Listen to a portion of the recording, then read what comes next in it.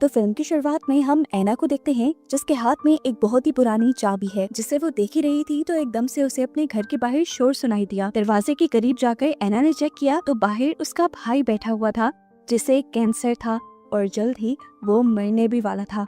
ऐना ये बात जानती थी इसीलिए काफी परेशान रहा करती थी। वो अपने भाई का ध्यान खुद रखती थी, किसी को भी ये अपने घर नहीं आने देते थे क्योंकि घर में इन्होंने बहुत सारे राज छुपाए हुए थे। ऐना का भाई इस टाइम भी उसे अपने पास बैठने को कहता है लेकिन परेशानी में ऐना नहीं बैठती और चली जाती है। ऐना पिछले कई सालों से एक दिमागी बीमारी से जूझ रही है। उसे हर चीज की बहुत ज्यादा टेंशन रहती है और पिछले 10 सालों से तो वो घर के बाहर भी नहीं गई। उसे लगता है कि अगर वो घर के बाहर जाएगी तो कुछ बहुत बुरा हो जाएगा। आज इनके घर पर ऐना के भाई की लॉयर आती है। ऐना का भाई असल में मरने से पहले अपनी सारी प्रॉपर्टी ऐना के नाम करवाना चाहता था और लॉयर की ये बातें सुनकर ऐना बहुत ज्यादा परेशान हो गई। इतनी ही देर में ऐना के घर पे एक डिलीवरी बॉय भी आ गया जो रोज ऐना के घर खाना डिलीवर करता था। अपने भाई के अलावा ऐना सिर्फ इस डिलीवरी बॉय से बात किया करती थी। अभी वो इस डिलीवरी बॉय डैन से बात ही कर रही थी कि एकदम से उसे अपने भाई के कमरे से किसी चीज के गिरने की आवाज आई। वहाँ जाकर देखा तो उसका भाई बेड से गिर गया था। वो बहुत ही प्यार से अपने भाई को उठाकर बेड पे लिटाती है जिसके बाद ये लोग पूरा दिन बातें करते हुए गुजरते हैं। रात होने पर ऐना अपने रूम में सोने चली गई। रूटीन के मुताबिक आधी रात में उसका अलार्म बजा। ये उसके भाई को मेडिसिन देने का वक्त था। वो जल्दी से उठकर अपने भाई के रूम में गई तो उसने देखा कि आज उसका भाई मर चुका है। इस हादसे से ऐना बिल्कुल टूट गई। उसके पेरेंट्स तो पहले ही नहीं थे और आज उसका आखिरी सहारा उसका भाई भी चला गया था। अब ऐना रेस्क्यू वालों को कॉल करके अपने भाई की डेड बॉडी को घर से भेज देती है जिसके बाद वो पूरे घर की सफाई करती है और अपने भाई से रिलेटेड सारी मेडिसिन और चीजों को साफ कर देती है। आज सुबह जब डिलीवरी बॉय आया तो रोज की तरह उसने फ्रैंक होकर ऐना से बात करने की कोशिश की लेकिन आज ऐना फूट फूट कर रोती। वो भी परेशान हो गया और घर के अंदर आया। उसने ऐना का दुख सुना और उसे सजेस्ट किया कि तुम इस घर को बेचकर कहीं और चली जाओ। ऐना जवाब में कहती है मैं ये घर नहीं छोड़ सकती, मेरी सारी यादें इस घर से जुड़ी हैं। इस टाइम पर डैन उसे बताता है मैं भी एक टाइम पे इस शहर से बाहर निकलना चाहता था लेकिन क्योंकि मेरे पास पैसे नहीं थे तो मैं ऐसा नहीं कर पाया और आज तक इसी शहर में फंसा हुआ हूँ। उसके ये बात सुनते ही ऐना भाग कर अंदर गई और पैसों से भरा एक बैग लाकर उसके सामने रख दिया और बोली मैं ना सही, तुम तो अपनी लाइफ बेहतर कर सकते हो कि पैसे लो और जाओ अपनी लाइफ नई सेट कर लो। डैन को ये पैसे लेना ठीक नहीं लगा इसीलिए वो उठ कर चला गया। अगले दिन ऐना के भाई का फ्यूनरल था। वो फ्यूनरल के लिए तैयार हुई लेकिन अपनी दिमागी हालत की वजह से वो घर से बाहर ही नहीं निकल पाई। उसने अपने भाई का फ्यूनरल तक छोड़ दिया, अपने लिए केटल में चाय बनाने रखी और इतने में ही उसे अपने घर के बाहर किसी गाड़ी के रुकने की आवाज आई। उसने बाहर से देखा ये 3 लोग थे जो शायद चोरी के इरादे से ऐना के घर में आ रहे थे। इन्हें देखकर ऐना काफी ज्यादा घबरा चुकी थी। वो खुद बेड के नीचे छुप गई इससे पहले कि वो किसी को मदद के लिए बुला पाती। पीछे का दरवाजा तोड़ते हुए ये तीनों चोर अंदर आ गए। महसूस हो रहा था कि ये चोर किसी न किसी तरह ऐना से लिंक थे। वो जानते थे कि ऐना आज अपने भाई के फ्यूनरल पे जाएगी इसीलिए वो बड़े आराम से दंदनाते हुए ऐना के घर में घूम रहे थे। लेकिन तभी इन्हें चूल्हे पे चढ़ी केटल की सीटी सुनाई दे दी और ये समझ गए कि कोई तो घर पर है। ये चोर इन्हें चारों तरफ ढूंढने लग गए जबकि ऐना इनसे बचने के लिए ऊपर की तरफ बढ़ गई। वो बेडरूम में थी जब एक चोर रूम में आ गया। उसके हाथ लगने से पहले ही ऐना सीढ़ियों से उतरकर मेन गेट की तरफ आ जाती है पर अपनी बीमारी की वजह से बाहर नहीं जा पाती और चोर उसे पकड़ लेते हैं। उसे सोफे पर बिठाकर पूछते हैं आखिर तुम भागी क्यों नहीं? तो ऐना ने बता दिया कि मैं घबरा गई थी।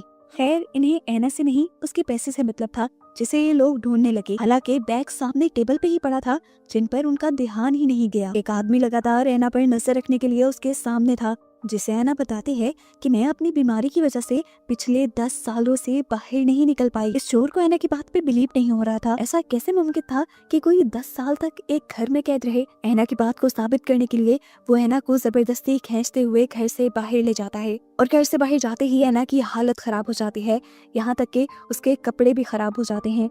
वो इतना घबरा गई थी कि उसको सही से नजर आना भी बंद हो गया था। ऐना की चीखें सुनकर दूसरा चोर यहाँ आया और ऐना की खराब हालत को देखते हुए उसे अंदर ले गया। अब ये चोर ऐना को जबरदस्ती कपड़े बदलने को कहते हैं लेकिन ऐना की हालत इतनी खराब हो चुकी थी कि उसे किसी चीज का होश नहीं रहा था।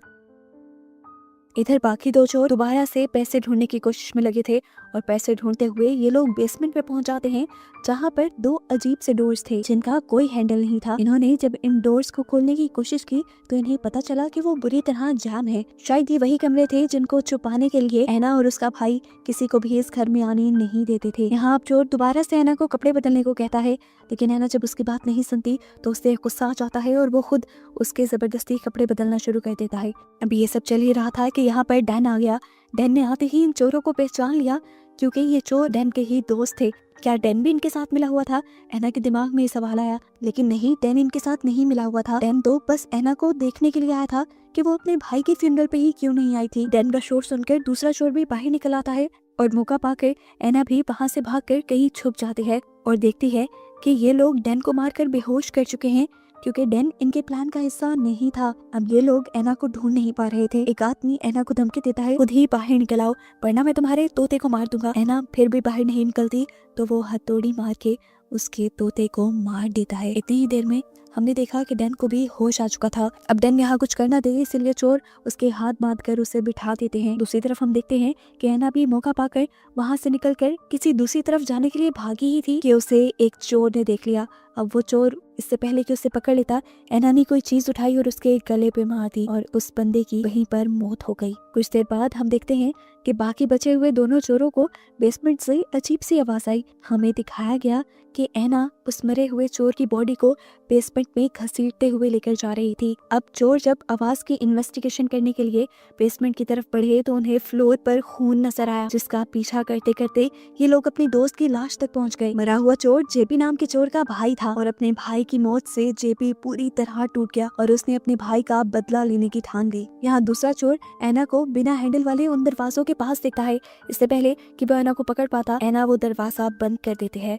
अब ऐना भागते हुए इसी बेसमेंट में बने हुए एक कमरे में जाती है और एक पुराने बॉक्स में से एक चाबी निकाल लेती है, जिस पुरानी चाबी से उसने एक बॉक्स खोला और लीवर दबा दिया। लीवर के दबाते ही बेसमेंट में जाने वाली सारी सीढ़ियां बंद हो गईं और ऐसे वो दोनों चोर जो अपने साथी को ढूंढते हुए बेसमेंट तक आए थे वो दोनों बेसमेंट में ही बंद हो जाते हैं। अब ये दोनों चोर बेसमेंट में कैद बिल्कुल पागल हो चुके थे और किसी तरह यहाँ से निकलने की कोशिश कर रहे थे। वो उस भारी से लोहे की दरवाजे को तोड़ने की कोशिश करते हैं, हालांकि वो जानते हैं कि ये दरवाजा उनसे टूटने वाला नहीं। यहाँ पर हमें ऐना को दिखाया जाता है जो अब डैन के पास आ गई है। डैन उसे माफी मांगता है और कहता है कि इस सब में मेरा हाथ नहीं, इनमें से सिर्फ वेंस मेरा दोस्त था और उसे बस मैंने तुम्हारे पैसे के बारे में बता दिया था। मैंने ही जानता था कि उनका इरादा चोरी का बन जाएगा, इसके लिए मैं माफी मांगता हूँ। अब इस चोरी के पीछे क्योंकि डैन का कसूर था, ऐना ने उस पर भी रहम नहीं किया। ऐना ने ये भी नहीं देखा कि वो उसका दोस्त था। ऐना ने उसके जुर्म में उसकी उंगली तोड़ी और उसके बंधे हुए हाथों के साथ ही उसे बेसमेंट में फेंक दिया। अपने ऊंचाई से गिरने की वजह से उसका पाँव टूट गया था, वो दर्द से चिल्ला रहा था। इसके बाद ऐना बेसमेंट के दरवाजे बंद करने के बाद एक हिडन कैबिनेट में पहुंच जाती है और वहां जाकर बेसमेंट की लाइव फुटेज देखने लग जाती है। उसने देखा कि डैन दर्द से कराह रहा था। जेपी उसके पाँव को ठीक करने की कोशिश करता है लेकिन नाकाम हो जाता है। तब ऐना एक रिमोट कंट्रोल लेकर बेसमेंट के गेट के पास जाती है और इन लोगों से कहते हैं तुम्हारे पीछे 2 गेट हैं जिनमें से एक के अंदर फर्स्ट एड किट रखी हुई है। ये कहते ही वो अपने रिमोट कंट्रोल से उन दरवाजों को खोल देती है। जेपी जब फर्स्ट एड किट लेने उस रूम के अंदर गया तो फौरन ही ऐना ने उस रूम को लॉक कर दिया। जेपी गुस्से से तिलमिला उठा। उसने देखा कि ये रूम बिल्कुल वैसा ही था जैसे ऊपर ऐना का रूम। यहाँ हम देखते हैं कि जेपी का दूसरा साथी यहाँ का दूसरा डोर खोलने की कोशिश करता है और इस चीज में वो कामयाब भी हो जाता है। दरवाजा तोड़कर जब वो अंदर गया तो उसने देखा कि रूम में 2 फ्रीजर्स थे जिन्हें खोलने पर उसके होश उड़ गए। अंदर काफी सारी लाशें थी। इसी रूम से एक बाहर जाने का रास्ता भी था। इससे पहले कि वो बाहर जा पाता, पीछे से ऐना ने आकर उसके सर के ऊपर हथौड़ी से वार कर दिया। उसका सर फट गया। अपने आप को बचाने के लिए उसने अब ऐना के ऊपर हमला किया। ऐना का गला पकड़कर वो उसका गला दबाने लगा, लेकिन लगातार बहते सर के खून ने उसे आखिर मार डाला। यहीं पर हम डैन को देखते हैं जो अपने साथियों को ढूंढते ढूंढते इस रूम में आ गया है, इस फ्रीजर वाले रूम में, और फ्रीजर में पड़ी लाशों को देखकर वो भी डर जाता है। इतनी देर में हम देखते हैं कि अब ऐना के घर पर ऐना की लॉर आ चुकी थी। वो उसे विल देने के लिए आई थी। ऐना अपने आप को कवर करते हुए ऊपर आई और उसने ऐसा प्रिटेंड किया कि जैसे कुछ हुआ ही नहीं है, लेकिन फिर भी लॉयर को नीचे बेसमेंट से अजीबोगरीब आवाजें आ गई। लॉयर ने जब पूछा तो उसने कह दिया कि शायद कोई जानवर होगा। जिस पर लॉयर भी उसकी बात मानकर वहाँ से चली गई। लॉयर के यहाँ से चले जाने के बाद एना अपनी बेसमेंट की स्टेयर्स ओपन करते हुए बेसमेंट में जाती है और डैन को उस फ्रीजर वाले रूम में देखकर उसे गुस्सा आ जाता है। वो गुस्से में उसे बालों से उठाकर एक अलमारी में कैद कर देती है। जो अलमारी दरअसल एक सीक्रेट डोर था, जिस डोर से डैन एक दूसरे रूम में आ गया जहाँ पे उसका दूसरा साथी बंद था। इस रूम के अंदर एक ऐसा मिरर लगा हुआ था जिसकी दूसरी तरफ से एना इन दोनों को देख सकती थी। एना जाकर उस मिरर के सामने बैठ गई। ये लोग एना को नहीं देख पा रहे थे। जेपी को इस मिरर के बारे में पता चल जाता है। गुस्से में वो इस मिरर को तोड़ने की जब कोशिश करता है तो एना बताती है कोई फायदा नहीं, ये मिरर नहीं टूटेगा, ये बुलेट प्रूफ है। इसके बाद वो जेपी से कहती है तुम अलमारी में पड़ी हुई शर्ट निकाल कर पहन लो। जेपी क्या करता, इस टाइम वो उसकी कैद में था। जो एना ने कहना था उसने वही करना था। एना के कहने के मुताबिक वो अब अलमारी से शर्ट निकाल कर पहन लेता है। इस पॉइंट पर आकर हमें पता चलता है कि असल में एना और उसका भाई साइकोपैथ थे। वो लोगों को ड्रग्स देकर इस कमरे में जानबूझकर लेकर आते थे और फिर अलमारी के जरिए एना का भाई इस कमरे में आकर उनको मार दिया करता था और शीशे के पीछे बैठकर एना ये सब देखकर इंटरटेन होती थी। यहाँ पर जेपी काफी ज्यादा जज्बाती हो जाता है। वो एना से पूछता है आखिर हम यहाँ पर क्यों हैं, ये कमरा तुमने क्यों बनाया है और तुमने मुझे किसकी शर्ट पहनाई है। तब एना ने उसे अपने पास्ट की कहानी बताना शुरू की। उसने बताया कि जब मैं बहुत छोटी थी तो मेरे डैड ने मुझे अब्यूज किया और जब ये बात मेरे भाई को पता चली तो उसे बहुत ज्यादा गुस्सा आ गया और उसने मेरे डैड का गला दबाते हुए उसे मार डाला। अपने डैड की मौत से मैं बहुत ज्यादा रिलैक्स हुई और इस चीज का अंदाजा जब मेरे भाई को हुआ कि मैं काफी रिलैक्स हुई तो उस दिन के बाद से उसने ऐसे लोगों को बहला फुसला कर यहाँ लाना शुरू कर दिया जो लड़कियों या बच्चियों को अब्यूज किया करते थे। इस अलमारी के जरिए मेरा भाई आकर उन्हें गला दबाकर मार देता था, वो भी मेरे डैड की शर्ट पहनाकर, और मैं उन्हें देखती थी। उन्हें देखकर मुझे ऐसा ही लगता था कि जैसे मेरा भाई मेरा बदला लेने के लिए मेरे डैड को मार रहा है। मुझे बहुत अच्छा लगता था। ये सारी कहानी सुनकर जेपी एना और एना के भाई को पागल कह देता है और ये बात सुनकर एना को गुस्सा आ जाता है। एना को लगता था उन्होंने जो किया ठीक किया, उन्होंने मुजरिमों को बस सजा दी है। अब क्योंकि जेपी ने उन्हें गलत साबित किया था इसीलिए एना डैन से कहती है कि वहाँ ड्रॉ में एक गन पड़ी है, उसे उठाकर जेपी को मार डालो। इससे पहले कि डैन ये काम करता, डैन को धक्का देते हुए जेपी यहाँ जाता है और उस गन को उठा लेता है।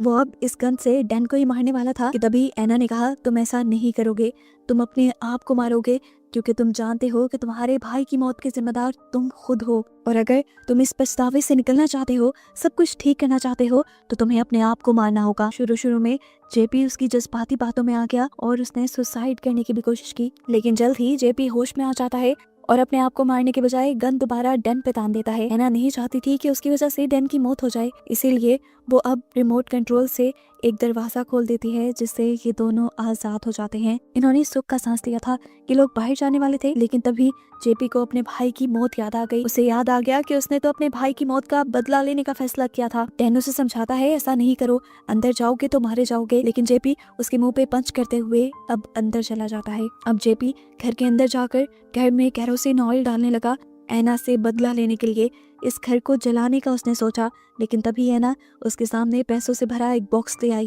लेकिन अब जेपी को उसके ये पैसे भी नहीं चाहिए थे, वो ये पैसे भी साइड पे फेंक देता है और जबरदस्ती एना को पकड़ने की कोशिश करता है। एना उससे बचने के लिए भागी, लेकिन फिर भी जेपी ने उसे पकड़ लिया और उसे कहा मैं अपना भाई का बदला लेने के लिए तुम्हारे साथ वही सलूक करूंगा जो बचपन में तुम्हारे डैड ने किया था। वो एना के साथ जबरदस्ती कर रहा था। इससे पहले कि वो कुछ गलत कर देता, डैन यहाँ पर आकर उसे रोक देता है, उसे साइड पे करता है और इसी मौके का फायदा उठाते हुए एना उसकी पॉकेट में मौजूद गन निकाल लेती है और उससे एक ही लम्हे में जेपी को शूट करके मार डालती है। डैन ने ये मर्डर अपनी आंखों के सामने होता देखा था। वो जानता था कि अगर उसने थोड़ा सा भी रिएक्ट किया या कुछ कहा तो वो खुद ही मारा जाएगा, इसीलिए चुपचाप वो घर से बाहर निकल गया। डैन के यहाँ से जाने के बाद एना भी इस घर से निकलने का फैसला करती है और आज 10 सालों में पहली मर्तबा वो घर से निकलने के बाद अपने आप को ऐसा फील नहीं कर रही थी जैसे वो घबराई हुई हो। इस सारे वाकये से आज के दिन से उसकी बीमारी ठीक हो गई। बाहर निकलते ही उसने जिंदगी की एक नई शुरुआत करने का सोचा और एक माचिस की तिली जलाते हुए अपने इस घर को यानी अपने पास्ट को जला दिया, जिसको दिखाते हुए ही बस ये कहानी यहाँ खत्म हो गई।